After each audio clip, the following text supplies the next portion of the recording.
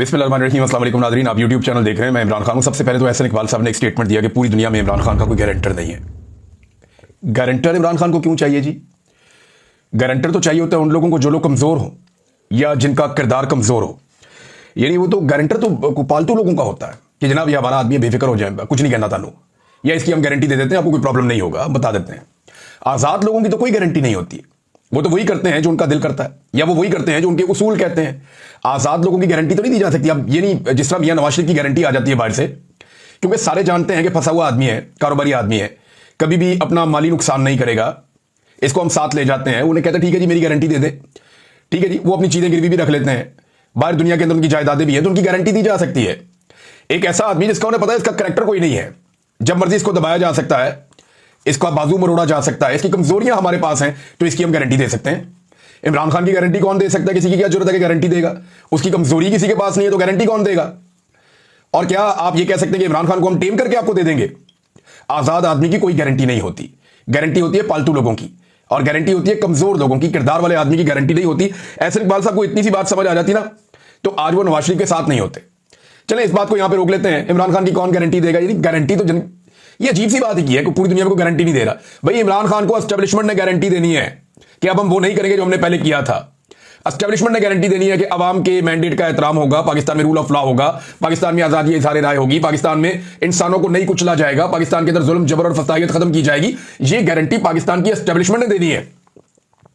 पाकिस्तान की आईन ने यह गारंटी दी हुई है, लेकिन आजकल इस गारंटी के ऊपर अमल दरामद नहीं हो रहा। तो ये बहुत अजीब बात की उन्होंने। भारत चले आगे बढ़ते हैं। इमरान खान साहब का एक स्टेटमेंट आया और एक field marshal general Asim Munir का एक स्टेटमेंट आया। पहले इमरान खान का स्टेटमेंट, उसी ऑर्डर से चलना चाहिए, वो लीडर है, उनका स्टेटमेंट पहले आपको सुना देते हैं। तो इमरान खान साहब का जो स्टेटमेंट है वो स्टेटमेंट बताऊंगा और फिर कुछ चीजें आपको उसके साथ मैं रिलेट करूंगा। फिर आसिम मुनीर साहब का जो टीचर्स के साथ उन्होंने बातचीत की वो स्टेटमेंट आपको बताऊंगा, फिर उससे मुतालिका चीजें आपके सामने रखूंगा। ये दोनों बयान जो है ना वो साथ रख के देखना बड़ा जरूरी है। इससे आपको मौजूदा हालात का पूरा अंदाजा हो जाएगा कौन किधर खड़ा है। इमरान खान कहते हैं मुझे 2 साल पहले कहा गया कि 3 साल के लिए पीछे हट जाऊं और मौजूदा निजाम को चलने दूं, लेकिन मैं किसी यजीद के कहने पर 3 साल तो क्या 3 मिनट भी खामोश नहीं रहूंगा। मुझ पर 26वीं तरमीम को कबूल करने का भी जोर डाला जा रहा है, लेकिन मेरी जद्दोजहद ही कानून की हुक्मरानी की है और 26वीं आईनी तरमीम ऐन उसके खिलाफ है। मुझसे 9 मई की माफी मांगने का मुतालबा किया जाता है, मगर माफी वो लोग मांगे जिन्होंने सीसीटीवी फुटेज चुराई है, जिन्होंने औरतों की इज्जतें पामाल की, लोगों के घरों का तकद्दुस बर्बाद किया, हजारों सियासी वर्करों को जेलों और हुकूमत खानों में डाला और बेगुनाह लोगों को शहीद किया।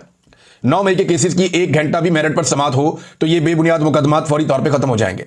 लेकिन अलमिया यह है कि यहां इंसाफ होना तो दूर की बात है, इंसाफ होता नजर भी नहीं आ रहा।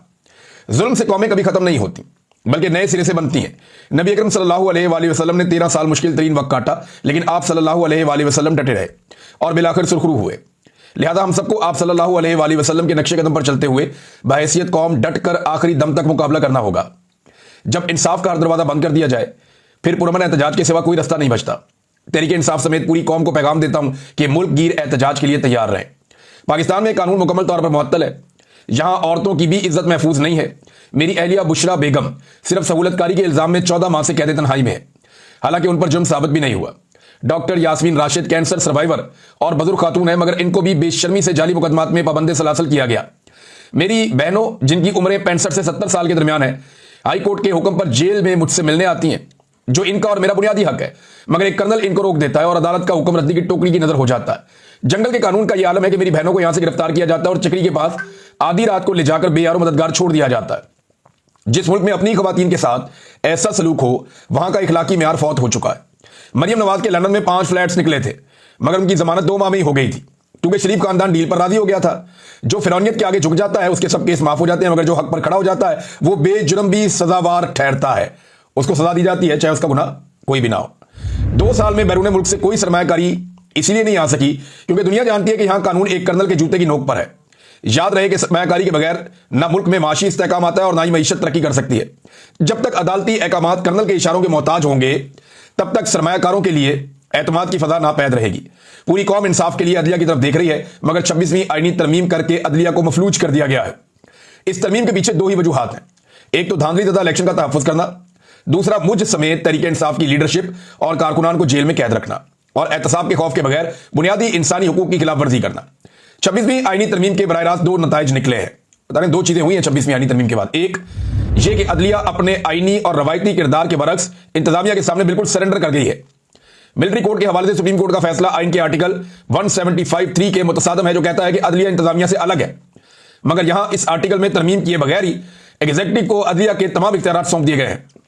मिलिट्री कोर्ट्स के साथ साथ मखसूस नशिस्तों पर भी बेंच बनाकर तरीके इंसाफ से ये नशिस्तें छीनने की कोशिश की जा रही है।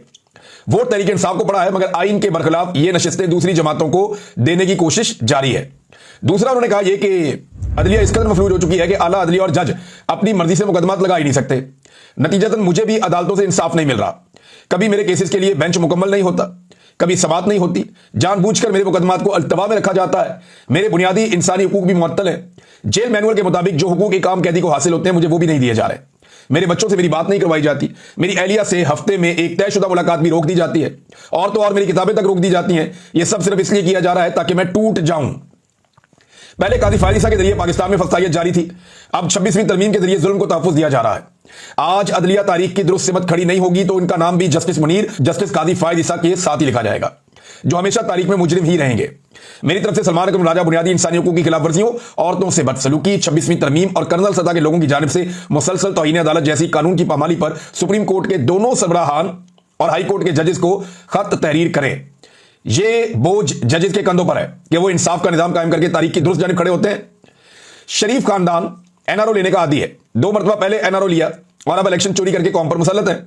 इस मुल्क को कभी भी ऐसे लोग ऊपर लेकर नहीं जा सकते, चाहे SIFC बना ले या कोई और कुलिया आजमा ले। कौम सिर्फ तभी ऊपर जाती है जब वो आजाद हो और हुक्मरान इखलाकी तौर पर मजबूत हो। समरियार इलेक्शन में तमाम लोग बढ़ चढ़कर हिस्सा डाले, इस जुल्म के निजाम के खिलाफ अपनी वाहिद ताकत यानी वोट के जरिए फैसला दें। उन्होंने इलेक्शन चोरी का पूरा प्लान बनाया होगा, लेकिन आप लोग चुकन्ना रहें। फॉर्म 45 लेकर पोलिंग स्टेशन से निकलें और फॉर्म 47 मिलने तक RO के दफ्तर में मौजूद रहें। धांधली के आगे दीवार बनना है ताकि इस हुकूमत को इसकी मकबूलियत का अंदाजा दिलाया जा सके। मेरी हदायत है कि पार्टी की पंजाब में तंजीम साजी के हवाले से तरतीब दी गई कमेटी में आलिया हमजा और चारों रीजन्स के सुदूर को शामिल किया जाए। कमेटी का कन्वीनियर मुकर्रर करने की बजाय सब एक सत्ता पर मिलकर काम करें। यानी आलिया हमजा साहिबा जो है, उनको इमरान खान साहब मेन जगह पर लेकर आए हैं। इससे पहले उनका नाम निकाल दिया गया था, जिसपे पार्टी में और कारकुनों में बड़ा शदीद रद्द-ए-अमल भी आया था। जंग हमेशा बाहर वालों से होती है। मेरा तमाम पार्टी और सोशल मीडिया को पैगाम है कि अपनी तनकीद का निशाना अपने लोगों को ना बनाए, इससे हमारे बयानिए को नुकसान होता है। हमें सारी तवज्जो फस्ताई कुव्वतों के खिलाफ मरकूज रखनी चाहिए ताकि इस अंधेरी रात का जल्द से जल्द खात्मा हो सके। मेरा तहरीक इंसाफ के लिए खुसूसी पैगाम है कि जमात में किसी को भी कुर्बानी देने से नहीं घबराना चाहिए। अगर मुझ समेत सैकड़ों कारकुनान और लीडरशिप जेलों से नहीं घबराई तो आप लोगों को भी नहीं घबराना चाहिए। पार्टी ओहदेदारान को फैसला करना होगा कि वो अपनी जिम्मेदारियों से ओहदाबरा होने को तैयार है या नहीं। अब जो ओहदेदार सरगर्म नहीं होगा उसे बरतरफ कर दिया जाएगा। इस मुल्क से जुल्मत के साए खत्म करने के लिए हम सबको अपने हिस्से की कुर्बानी देना होगी। ये इमरान खान साहब ने बातचीत की है। इमरान खान साहब का ये जो पूरा स्टेटमेंट है, इसमें बार बार वो बता रहे हैं कि मिलिट्री का कर्नल है जो कंट्रोल करता है अदलिया को, फैसले किस तरह होते हैं, मुलाकातें कैसे होती है, जेल को कैसे कंट्रोल किया जाता है, इंतजामिया को कैसे कंट्रोल किया जा रहा है और जजेस को क्या रोल प्ले करना है। फिर एंड में उन्होंने कारकुनों को जो कहा, तो ये बता रहा है कि इमरान खान साहब की कोई किसी किस्म की डील नहीं हो रही। ये साफ है, वो कोई डील नहीं कर रहे। वो एस्टेब्लिशमेंट को सिर्फ ये कहते हैं कि मुल्क की खातिर जो कहोगे बैठ के बात कर लेंगे, मुझे तुमसे कोई डील नहीं चाहिए। ये तो बात होगी बहुत क्लियर। लेकिन साथ ही साथ इमरान खान साहब ने चौथा गेयर लगाया हुआ है और 4x4 भी डाला हुआ है। तो खान साहब जो है वो अब बढ़ चढ़ के आ रहे हैं एहतजाजी तहरीक की तरफ, और इस मरतबा एहतजाजी तहरीक का जो लाया अमल है वो मुख्तलिफ होगा और एस्टेब्लिशमेंट को डिफरेंटली डील करना पड़ेगा। हुकूमत की तो बस की बात ही नहीं है। अगर ये हुकूमत होती और पीछे फौज ना होती या जो मिलिट्री एस्टेब्लिशमेंट की क़यादत है उन्होंने ये हुकूमत ना बनाई हुई होती और जिद ना पकड़ी हुई होती कि ये हुकूमत हमने चलानी है, तो इमरान खान जेल से बैठ के 15 मिनट में हुकूमत फारिग कर देता, जितनी उसके पास आवाम की मकबूलियत और ताकत। लेकिन एस्टेब्लिशमेंट है, वो हर चीज को कंट्रोल करती है और बड़े जोरदार तरीके से कंट्रोल करती है। बंदे तक मार दिए पाकिस्तान में और बार बार मारे। तो ये चीजें फिर इसी तरह हालात मजीद खराबी की तरफ जाते हैं। अब फील्ड मार्शल का जो स्टेटमेंट है आसिम मुनीर साहब का, वो स्टेटमेंट मैं आपके सामने रखता हूं। ये स्टेटमेंट रिपोर्ट भी हुआ है और जो लोग वहां पे मिलकर आए उन्होंने भी कुछ बातें बताई हैं। तो जो मेन स्टेटमेंट है जो हमारे साथियों ने हमें पहुंचाया, वो स्टेटमेंट मैं आपको पढ़ के सुनाता हूं जो आसिम मुनीर साहब ने कहा। ये प्रोफेसर से बड़ी तादाद में थे, टीचर से जो आसिम मुनीर साहब से मिले। पूरी कौम का मशहूर हूं कि वो मुसल्लह अफवाद के साथ खड़ी हुई। हम दुनिया को कहते थे कि हमें अंडर एस्टिमेट ना करें, अब दुनिया को पैगाम मिल गया है। S-400 को चाइनीज टेक्नोलॉजी ने तबाह नहीं किया बल्कि पाकिस्तान के बनाए गए मिसाइलों ने तबाह किया। चीन ने हमारी कोई मदद नहीं की, ताहम उसके मशहूर है कि उसने इखलाकी सपोर्ट की और वो हमारा स्ट्रेटेजिक पार्टनर है। तो ये चीन ने, देखें, जो तैयारे हमने इस्तेमाल किए वो तो चाइना ने दिए थे, जो मिसाइल हमने तैयारों के थ्रू इस्तेमाल किए वो चाइना ने दिए थे। लेकिन वो पाकिस्तान की स्ट्रेटेजी है, पाकिस्तान की हिकमत अमली, और पाकिस्तान की में भी ये भी हिकमत अमली हो सकती है कि अगर चीन ने कोई सपोर्ट किया है तो उस सपोर्ट को पब्लिक ना करें। ये चीन की हिकमत अमली भी हो सकती है और पाकिस्तान की भी हो सकती है। वही बात की आर्मी चीफ ने। फिर इन्होंने कहा कि कश्मीर में दहशतगर्दी इंडिया कर रहा है, हम कश्मीर के किसी वाकये की मजम्मत नहीं करते, सिविलियन की शहादतों पर अफसोस जरूर करते हैं। ये अब पाकिस्तान की पुरानी स्टेटेड पॉलिसी है कि मकबूजा कश्मीर के अंदर अगर मुजाहिदीन लड़ाई कर रहे हैं इंडियन फौजियों के साथ या उनकी रियासत के साथ, तो वो अपनी आज़ादी के लिए लड़ रहे हैं और उन्हें मुजाहिद कहा जाएगा और उनकी इक़दामात के ऊपर किसी किस्म की हम मजम्मत नहीं करेंगे। हाँ, जहां सिविलियंस की शहादतें हो जाती हैं, हलाकतें हो जाती है, वहां पे मजम्मत करते हैं, ये आर्मी चीफ ने कहा। हमने अपने दोस्त ममालिक की मुदाखलत को भी खातिर में नहीं लाया। मैंने दोस्त ममालिक को कहा कि एक आज़ाद मुल्क का सिपह सलार या मर जाएंगे या जवाब देंगे। खासतौर पर ईरान का उन्होंने शुक्रिया अदा किया। अल्लाह की मदद से पाकिस्तानी कौम और पासपोर्ट की इज्जत बहाल हुई है। अच्छा, पासपोर्ट की इज्जत बहाल हुई है, आर्मी चीफ ने कहा। तो मैं जरा बता दूं कि अफगानिस्तान, शाम, इराक, सोमालिया और पाकिस्तान, ये दुनिया के 5 मुल्क हैं 200 मुल्कों में से जिनके सबसे बदतरीन पासपोर्ट है। पासपोर्ट की इज्जत बहाल करनी है, ये बड़ी अच्छी बात है, लेकिन इसका मुकाम बेहतर तभी होगा जब दुनिया के अंदर इस पासपोर्ट की इज्जत होगी। और जब ये पासपोर्ट आप किसी जहां पे मुल्क में देंगे और वो उसकी इज्जत करेंगे, वो तभी आपको पता चलेगा ना। अभी तो जो पाकिस्तान के पासपोर्ट की सूरत हाल है, अफगानिस्तान, शाम, इराक, सोमालिया और फिर पाकिस्तान, ये है। Bharat, Bangladesh, Iran, Rwanda, Nigeria, Sri Lanka, Nepal, Bhutan, Yemen, Korea, Libya, Congo, Africa, Ethiopia, Cambodia, Kenya, इन सब के पासपोर्ट हमसे बहुत बेहतर है, हमसे बहुत बेहतर है। तो इज्जत बहाल तो नहीं हुई, लेकिन अल्लाह का बड़ा शुक्र है कि उसने एयरफोर्स को ये कैपेसिटी दी। जमीन पे तो कोई लड़ाई पाकिस्तान जीता भी नहीं। ये तो जो है वो लतीफ खोसा साहब ने सवाल भी उठा दिया, बड़ा सख्त सवाल है, लेकिन क्योंकि सवाल है तो उठाया जा सकता है कि हमने जमीनी लड़ाई तो लड़ी नहीं या हमने कोई फतह किया ही नहीं, तो फिर फील्ड मार्शल का ओहदा आर्मी चीफ को क्यों दिया गया? ये उन्होंने सवाल उठाया लतीफ खोसा साहब ने। इसके बाद उन्होंने कहा कि यहां बदर और ओहद के हवाले दिए और साथ तमाम सियासी जमातों का एजेंडा इक्तदार है, ये उन्होंने कहा। देखिए, ये ना सियासतदानों को गंदा करते हैं हमेशा मिलिट्री एस्टेब्लिशमेंट के लोग। अब आर्मी चीफ ने भी यही कहा, थोड़े दिन पहले DGISPR ने कहा कि सारी सियासतदान करप्ट हैं, और आज आर्मी चीफ ने कहा कि तमाम सियासी जमातों का एजेंडा इक्तदार है। भाई, वो इक्तदार में आएंगे और आने के बाद वो अपना इंप्लीमेंट करेंगे ना, जो भी वो करना चाहते हैं, उनका एजेंडा है। इक्तदार से बाहर बैठ के तो कोई जमात अपनी पॉलिसी को इंप्लीमेंट नहीं कर सकती। तो जो पहला मरहला होता है, ये होता है कि जनाब हमारी ये पॉलिसी है, लोगों के सामने रखते हैं, लोग पसंद करते हैं तो वोट देते हैं, वोटों से वो इक्तदार में आते हैं, इक्तदार में आगे वो उस पॉलिसी को इंप्लीमेंट करते हैं, और अगर ना कर पाए तो लोग अगली मरतबा किसी और को वोट दे देते हैं। तो ये तो पूरी दुनिया का सेट पैटर्न है। तो तमाम सियासी जमातों का एजेंडा इक्तदार है। ये वैसे आपने इक्तदार बांटा है आर्मी चीफ साहब ने फॉर्म 47 के ऊपर। एक जाली हुकूमत इस वक्त मुल्क में बैठी हुई है, तो उन्हें इस बात का आइडिया होगा हमारी यूथ शैतानी चुंगल में फंसी है, लेकिन भारत के खिलाफ सब मुत्तहिद दिखाई दिए। देखिए, जब भारत के खिलाफ पाकिस्तान का वही नौजवान पाकिस्तानी फौज के साथ खड़ा हो गया ना, तो इनको बहुत प्यारा लगा। लेकिन जब वही नौजवान पाकिस्तानी फौज या मिलिट्री एस्टेब्लिशमेंट, जब मिलिट्री एस्टेब्लिशमेंट में कहूंगा, फौज तो बेचारे बड़े मासूम लोग हैं और बड़े प्यारे लोग हैं, तो जो मिलिट्री एस्टेब्लिशमेंट के लोग हैं, जब वो फैसले करते हैं आम आदमी को कुचलने का, तो यही नौजवान जब उसके ऊपर रिस्पॉन्ड करते हैं तो वो कहते हैं शैतान है। यानी जिस वक्त वो साथ खड़ा हो जाता है इंडिया के खिलाफ, इंडिया के जुल्म के खिलाफ हमारा नौजवान खड़ा हो जाए तो भगवान है, और अगर पाकिस्तान के अंदर होने वाले जुल्म के खिलाफ खड़ा हो जाए तो शैतान है। ये तो नहीं हो सकता ना। मेरे वालिद एक स्कूल टीचर थे। टीचर मुआशरे में अहम है, आप पर जिम्मेदारी है। हमारे नौजवान नस्ल फरेब, आइडियलिज्म का शिकार है, सेल्फ सेंटर्ड लोगों के दरमियान घिरी हुई है। जरूरत है कि इस नौजवान को अवेयरनेस दी जाए। बड़े वेल अवेयर्ड हैं ये नौजवान, ये जानते हैं पाकिस्तान में कब कब किसने क्या किया। इनकलाब में 14 अगस्त 1947 को इनकलाब आ गया था, अब कोई इनकलाब नहीं आएगा। नाज़रीन, एक चीज मैं आपको बताता हूं कि दुनिया में जितनी भी स्टेटस को की पावर्स होती है ना, ये तारीख आप उठाकर देख लें आज तक, हर स्टेटस को हमेशा अगर किसी चीज से सबसे ज्यादा डरता है तो वो अवेयरनेस से और इनकलाब से डरता है कि लोगों को शऊर आ जाए या कोई इनकलाब आ जाए। तो स्टेटस को की हामी जमातें या शख्सियात हमेशा ये चाहती हैं कि इनकलाब कभी ना आए और लोगों को अवेयरनेस या शऊर कभी ना मिले। हम सुनते हैं लोग कहते हैं मुल्क दिवालिया हो रहा है, लेकिन दिवालिया नहीं हो रहा, बल्कि हम $1 ट्रिलियन की इकोनॉमी बनने जा रहे हैं। देखें, ये तो ख्वाजा आसिफ कहते थे हम दिवालिया हो नहीं रहे, हम दिवालिया हो चुके हैं, और वो आर्मी चीफ के बॉस है। अगर उन्हें लगता है कि वो गलत कह रहे थे तो अपने बॉस से बात करें। मैं कराची गया तो देखा कि वहां बिजनेस कम्युनिटी डरी हुई है। उन्हें बताया गया कि पाकिस्तान दिवालिया हो रहा है। BLA को फितनतुल हिंदुस्तान कहें, वो बलूचिस्तान, वो बलोच नहीं है बल्कि भारत के कुत्ते हैं। माजी में बहुत हमदर्दियां हुई, अब इनसे कोई हमदर्दी नहीं होगी। इस मुल्क में गिलगित से लेकर गवादर तक मिनरल्स हैं, मादनियात है, इसलिए कोई मायूसी नहीं है। तो ये मिनरल्स और मादनियात अभी शहबाज शरीफ के दौर में तो नहीं निकले, ये तो जुल्फिकार भुट्टो के दौर में भी थे, जब कायदे-ए-आज़म ने पाकिस्तान बनाया तब भी थे, इमरान खान के दौर में भी थे, हर अदवार में थे। तो मायूसी तो फैलाई जाती है जानबूझकर। ये तो हम जानबूझकर कौम को मायूस करते हैं कि सियासतदान बहुत बुरे हैं, ये कर रहे हैं, ये वो कर रहे हैं, लिहाजा हमें ट्राई करो। 4 दफा पाकिस्तान में मार्शल लॉ लग गया। फिर जो बड़ा इंपॉर्टेंट स्टेटमेंट है आर्मी चीफ का वो ये है, उन्होंने कहा कि सोशल मीडिया के बेहंगम इस्तेमाल को कंट्रोल करेंगे। क्या चीन और अमेरिका में कोई फौज को गाली देता है?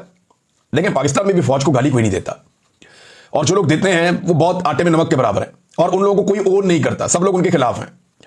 फौज को गाली कोई नहीं देता, लेकिन तनकीद जरूर होती है फौज के गलत किरदार के ऊपर। देखें, चीन में तो चले है ही जमहूरियत नहीं है उस तरह से, लेकिन अमेरिका में जमहूरियत है। अमेरिका में तो लोग बहुत तनकीद करते हैं मिलिट्री पॉलिसीज के ऊपर, निकल आते हैं, जंगों के खिलाफ एहतजाज करते हैं, खुलकर सड़कों पे आते हैं, कोई उन्हें नहीं मारता, कोई उन्हें गिरफ्तार नहीं करता, उन पर कोई मुकदमा नहीं होते। अमेरिका के अंदर तो खुल के लोग अपनी अमेरिकन पॉलिसी के खिलाफ या मिलिट्री या उनकी एस्टेब्लिशमेंट की पॉलिसी के खिलाफ खुलकर आकर वोट भी करते हैं, बात भी करते हैं, हर जगह पे डिस्कशन होती है, कोई नहीं पूछता, आजादी सारे राय है वहां पे। बर्तानिया में भी ऐसी है। चीन की मिसाल अगर आप दें तो वो आप दे सकते हैं, या सऊदी अरब की, ऐसे मुल्कों की जहां पे डिक्टेटरशिप है, जहां पे उस तरह से कानून नहीं है जैसे जमहूरी ममालिक में होता है। फिर उन्होंने कहा कि आइन कहता है कि फौज के खिलाफ बात नहीं करनी, मुल्क की सलामती पर अब कोई बात नहीं होगी। देखिए, फौज के खिलाफ बात नहीं करनी ये तो आइन कहता है, लेकिन यही आइन फौज की कुछ जिम्मेदारियां भी लगाता है। यही आइन कहता है कि इक्तदार पे कब्जा नहीं होगा। यही आइन कहता है कि हुकूमतें गिराने और बनाने का काम आपका नहीं है। यही आइन कहता है जो कायदे आज़म मोहम्मद अली जिन्ना कह गए थे कि पॉलिसी आपने नहीं बनानी, आपने पॉलिसी फॉलो करनी है जो सिविलियंस बनाएंगे, जो अवामी मुंतखब नुमाइंदे होंगे वो आकर बनाएंगे। तो आइन की पाकिस्तान की तारीख में अगर किसी ने सबसे ज्यादा खिलाफ वर्जी की है तो पाकिस्तान की मिलिट्री एस्टेब्लिशमेंट ने आइन को तोड़ा है और बार बार उससे गद्दारी की है। तो ये आर्मी चीफ को यह बात समझनी पड़ेगी कि पाकिस्तान के लोग अब यह बात समझ चुके हैं कि आइन की खिलाफ वर्जी मिलिट्री एस्टेब्लिशमेंट की जानिब से होती है। और जब यानी आप जिन फौजों की बात करते हैं उन्होंने कभी अपने मुल्कों में मार्शल लॉ नहीं लगाए। या तो अमेरिकन फौज अमेरिका में मार्शल लॉ लगा देना, फिर देखें वहां की अवाम क्या करती है, या चाइनीज फौज चाइना के अंदर मार्शल लॉ लगा दे, फिर आप देखें वहां की अवाम क्या करती है, या इंडियन फौज इंडिया के अंदर मार्शल लॉ लगा दे, फिर देखें वहां की अवाम क्या करती है। तो अगर हम जमहूरी हैं या जमहूरी मुल्क के अंदर रहते हैं तो हमें बोलने का हक होना चाहिए गलत बातों के खिलाफ। फौज के खिलाफ बोलना और मिलिट्री एस्टेब्लिशमेंट की गलत पॉलिसी के खिलाफ बोलना ये दो अलग अलग चीजें हैं। पाकिस्तानी फौज से राजी है ये लड़ाई जो हुई है, पाकिस्तानी बड़े खुश हुए, लेकिन जो मिलिट्री एस्टेब्लिशमेंट की गलत पॉलिसीज हैं, जो मैंडेट को चोरी किया गया, जुल्म जबर और फस्तागियत की पॉलिसी, सबसे मकबूल लीडर को जेल के अंदर बंद करके लगातार उसे तकलीफ का निशाना बनाया जा रहा है, और एक ऐसी हुकूमत बिठाई हुई है जिनको लोगों ने वोट नहीं दिया, लोगों ने मुस्तरद किया हुआ है, तो फिर लोग उसके ऊपर रिएक्शन देते हैं। अब यहां पे सिलसिले इन चीजों के चल रहे हैं, बड़ी अजीब अजीब खबरें हैं मेरे पास, लेकिन एक खबर है जो बड़ी तकलीफदेह है। सायरा बलोच साहिबा है, ये बलूचिस्तान से हैं, एक्टिविस्ट हैं, ये एहतजाज करती रहती हैं कि अपने भाई भी लापता है। 7 साल वो बताती हैं जी मेरे भाई लापता है, और उनको जो है वो बाकायदा उनकी गिरफ्तारी भी डाली गई थी, लेकिन उसके बावजूद आज तक मंजर-ए-आम पर नहीं आए। माजबीन बलोच जो कि बलूचिस्तान से ताल्लुक रखती हैं, उनके भाई को 24 मई को जबरी तौर पर गुमशुदगी का निशाना बनाकर लापता कर दिया गया था। अब माजबीन बलोच को गुज़िश्ता शब से लापता कर दिया गया है। तो ये जनाब एक और खबर उन्होंने दी, और साथ वो ये बता रही है कि पहले तो हम बहनें निकलती थी अपने भाइयों के लिए एहतजाज करने के लिए कि लापता जो भाई है वो वापस आ जाएं, अब हमारी बहनें भी जबरी गुमशुदगी का निशाना बन रही हैं। क्या हमसे सबने आंखें बंद कर ली हैं? ये सवाल भी पूछा सायरा बलोच साहिबा ने। तो ये बड़ी तकलीफदेह एक चीज थी, मैंने आपके सामने रखी है। नाज़रीन, आखिर में मैं आपको एक चीज बताता हूं कि पाकिस्तान तहरीक इंसाफ एक डॉक्यूमेंट्री जारी करने जा रही है। ये एक तफसीली डॉक्यूमेंट्री है 1 घंटे की, और इसमें वो ये बताएंगे कि तहरीक इंसाफ के साथ गुज़िश्ता चंद सालों में क्या कुछ किया गया। कुछ लोग जो है वो गोलियों से मट्टी झाड़ रहे हैं, कुछ लोग जो है वो चीजों को मुबहम कर रहे हैं, ये बता नहीं रहे कि तहरीक इंसाफ के साथ जो जुल्म और जबर हुआ वो मिक्सअप कर रहे हैं। ये सारे नाली होता, कोई बात नहीं, खैर है, और ये आ जाएगा, इमरान खान भी बाहर आ जाएगा। नहीं, ये जो तारीख लिखी गई ना 3 साल में, इसकी माजी में कोई और मिसाल नहीं मिलती। पिछले 3 सालों के दौरान पाकिस्तान में इंसानी हकूक की बदतरीन पामालियों, जबरी गुमशुदगियों, जुल्म और फस्तागियत, सेंसरशिप, मीडिया पर पाबंदियों और साबिक वज़ीर आज़म इमरान खान पर झूठे मुकदमात और नाहक कैद के हकायक पर मबनी 1 घंटे तवील डॉक्यूमेंट्री कल शाम 7 बजे पाकिस्तान तहरीक इंसाफ, यानी आज शाम 7 बजे तहरीक इंसाफ के तमाम ऑफिशियल प्लेटफॉर्म पे डाल दी जाएगी। तो ये है सोशल मीडिया, और ये है वो सोशल मीडिया जिससे पाकिस्तान की एस्टेब्लिशमेंट और हुकूमत परेशान है और उसको टैकल नहीं कर पाते, और इसे वो गुमराही समझते हैं। देखिए, जो कुछ दिखाया जाएगा ये हुआ है तो दिखाया जाएगा ना। अब तक के लिए इतनी, अपना ख्याल रखिएगा, अपने चैनल का भी। अल्लाह हाफिज़।